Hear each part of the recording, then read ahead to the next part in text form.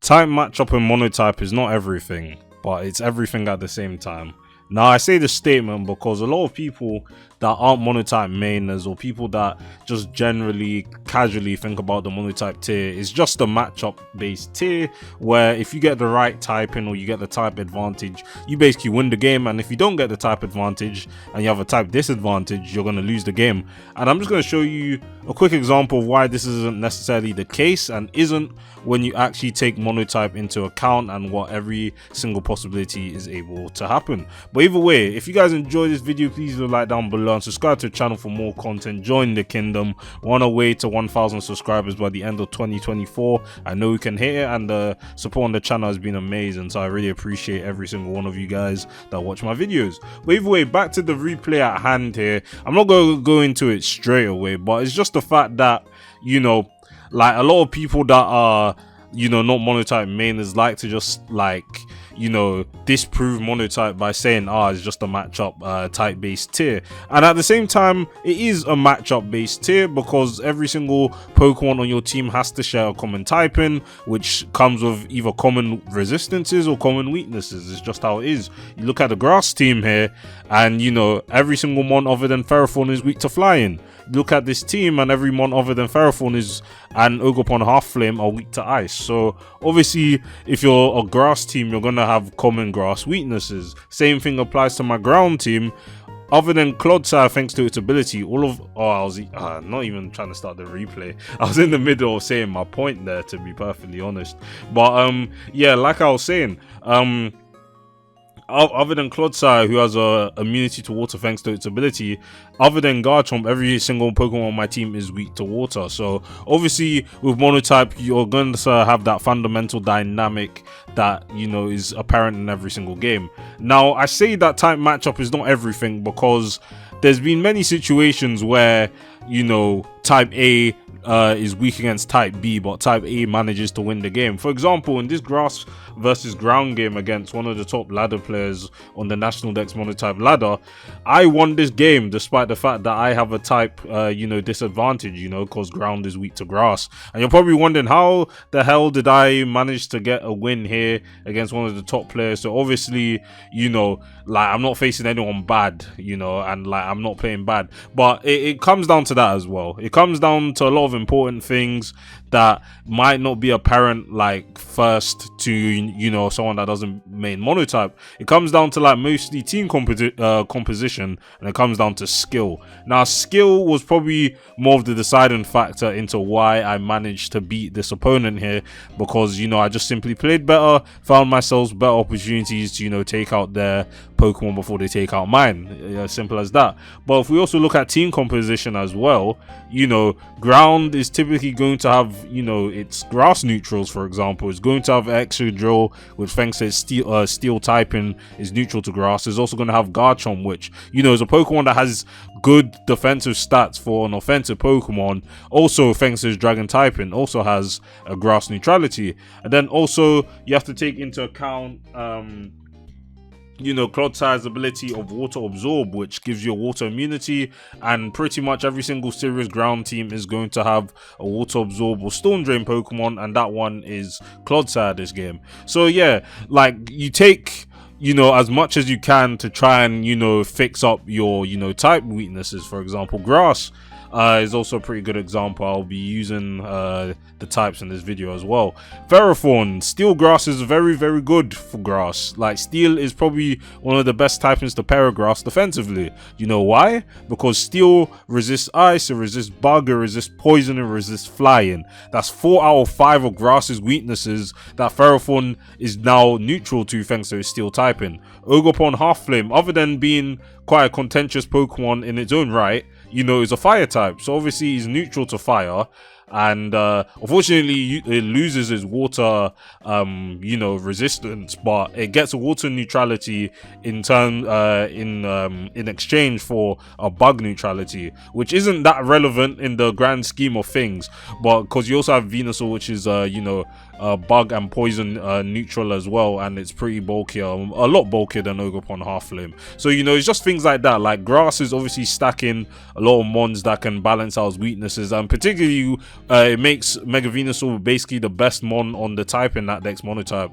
because of the fact that Thick Fat also just gets rid of its fire and ice weaknesses, so it ends up only being weak to flying and psychic, which again Ferrothorn is neutral to. So you know, it just comes down to the comp as well. Like, it's not as easy as black and white saying water loses to grass and electric, or ground loses to ice, water and grass. You obviously have to consider the Pokemon that you have access to and how you utilize those Pokemon in order to make those matchups a lot more winnable. Because let's say I built a ground team with no water immune Pokemon, or you know, not having my steel ground type Pokemon, I'm going to get ran over by water types, I'm going to get ran over by ice types. Excadrill versus ice, assuming you're able to play around with you know, sand, or even other teams that are running Scarf Mold Breaker, you're gonna Oko a load of Ninetales before it can get up that Aurora Veil. You're going to most likely 2-hit KO most of Ice's offensive threats without Aurora Veil up, even with Snow up. So things like that.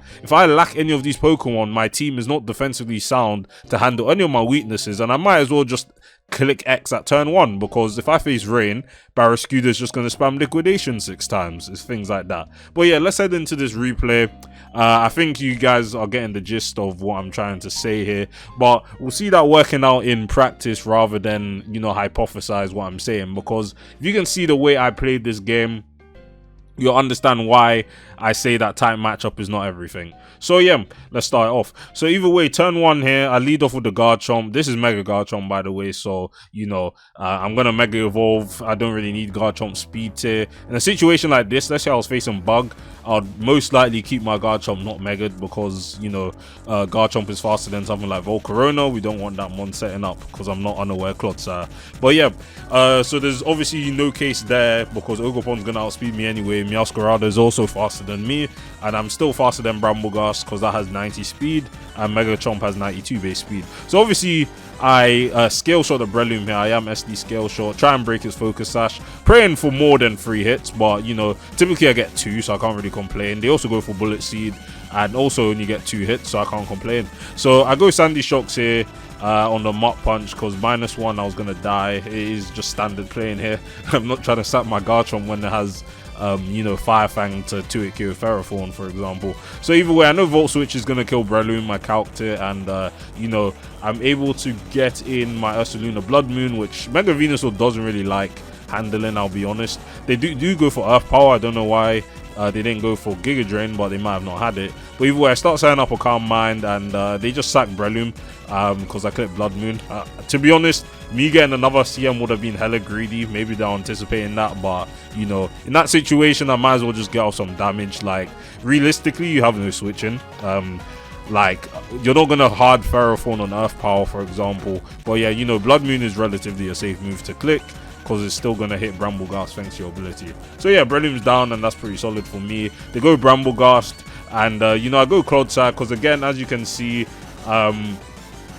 trying to utilize my half my team is grass neutral, so obviously that's really nice. But Clodsire is not the bulkiest mon on the physical side, and I can't really go Garchomp because it's at 44% HP. And Excadrill, I'm gonna save Excadrill's HP for, you know, later on in the game. So they miss Power Whip there first, which, you know, is does matter slightly, of course, but you know, I'm able to Toxic the, you know, Brambleghast, get his health low, because, like, I don't think I'm running Poison Jam on this. I'm, like, Toxic, Recover, Haze, EQ, so obviously EQ is not going to do much to Brambleghast. So at this point in the game, I can go Mega Garchomp. Fire Fang kills, which obviously, like, I click Fire Fang into Ferrothorn and loses 75% of its HP. And at this point, I'm just like, EQ gets me the kill here. So yeah, Ferrothorn is down, and like, I'm just slowly chipping down the defensive Pokemon. Obviously, Venusaur's basically at full HP, but what can I do about that? I go Hippowdon here. Firstly, to get the Sandstorm going, and you know, Hippowdon doesn't even get 2-hit killed by Horn Leech from such a strong Pokemon like Ogerpon Halfling. So I go Excadrill, because I know they're not Ivy Cudgeling. Like, that's obvious. If they caught me out on that, fair enough, I would have just lost the game there. To be fair, like, that would have just happened. But yeah, I knew Ivy Cudgel wasn't coming out, so I go Horn Leech, because I know you know, they don't have any other grass type move most likely, and you know, Excadrill's not gonna get Oko'd by Horn Leech. because it still has a high HP stat. So at this point, I'm just like, it's looking kind of good for me. Banded EQs going to Oko Ogopon. I do go for the banded EQ, and Mega Venusaur takes 60 from that. I think that wasn't fully physically defensive. I feel like it takes that a lot better. But, you know, 60 is still solid damage. Sandstorm is up, and they go Brambleghast. But at this point, I'm just like, I'm going to sack Blood Moon, because Blood Moon doesn't win me the game. They also miss a Power Whip, but I was getting Oko'd regardless, so that one didn't matter. So yeah, they click Power Whip, and, you know, I die. And this is a perfect opportunity to get in Mega Garchomp, which, you know, just click Scale Shot next, because they obviously have no Scale Shot switch-ins.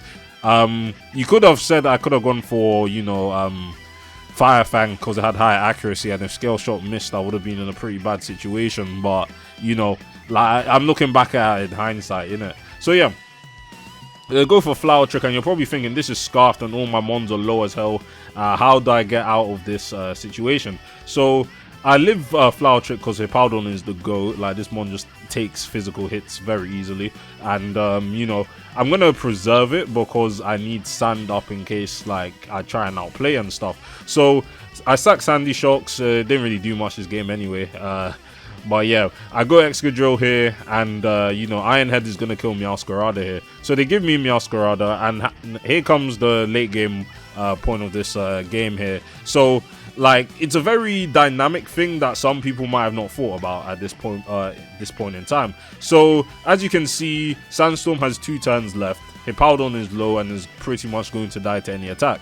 Now, in this situation on turn 22, if I go Hippowdon now, let's say I go Hippowdon now, I'm going to... Well, to be fair, I could have actually gone Hippowdon now that I'm thinking about it.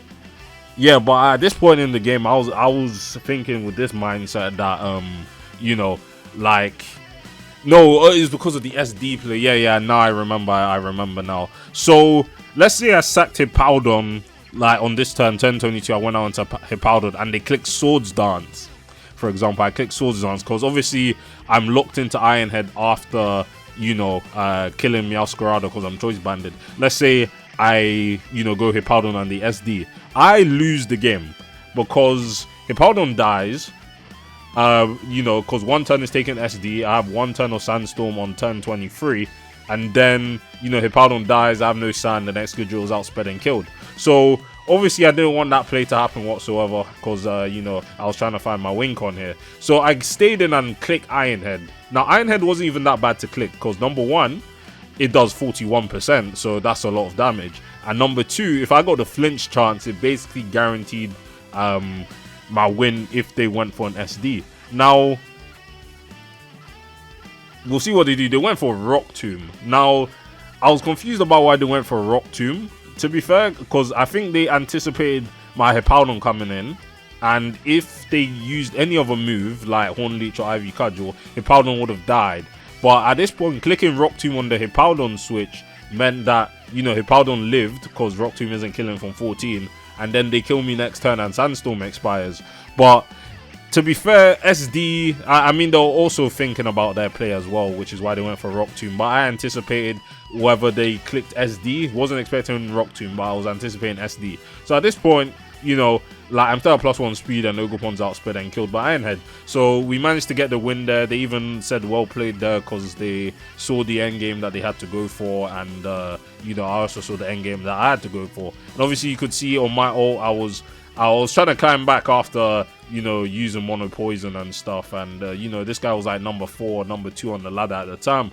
So yeah, we managed to win that game. As you can see, ground beating grass, you know, one of its, I mean, it's not the worst matchup for arguably grass is harder to win for ground than water is, in my opinion, but you know, that's a conversation for another day. But yeah, especially the fact that I had Sandy Shocks, which, you know, basically did nothing in this matchup. Like, if I had the actual other Pokemon like Landorus Incarnate, for example, like Sludge Wave, Earth Power just kind of cooked everyone, I'm not gonna lie. But yeah, as you can see, we managed to win that game, and you know, the end game was a bit dicey, and it was a pretty close game overall, but at least I could make up for the type disadvantage with my skill as a player, and I played better than my opponent. Not to say my opponent played bad, but I played better than them, and that's why I won the type disadvantage. So yeah, moral of the story is, guys, type matchup is not everything in Monotype. Whether that's Monotype or Natdex Monotype, basically the same tier at this point. You can actually play a bad matchup around as long as you have the skill, and as long as your composition of your team, depending on your type, make sure that, you know, you're able to handle your type weaknesses. For example, like I said, half my team is grass neutral. I have a water absorb Pokemon, which is going to be standard on every single ground team. You know, a grass team in Natdex Monotype is going to have Mega Venusaur, because you have a Mon that gets rid of its fire and ice weaknesses for grass. You also have Ferrothorn, which basically gets a neutrality on 4 out of 5 of grass's weaknesses. So things like that. But yeah, thanks for watching this video, guys. Let me know down below if you guys agree with what I say here, or if you understand what I'm trying to say here. Much appreciated. Leave a like, and see you guys in the next one. Peace.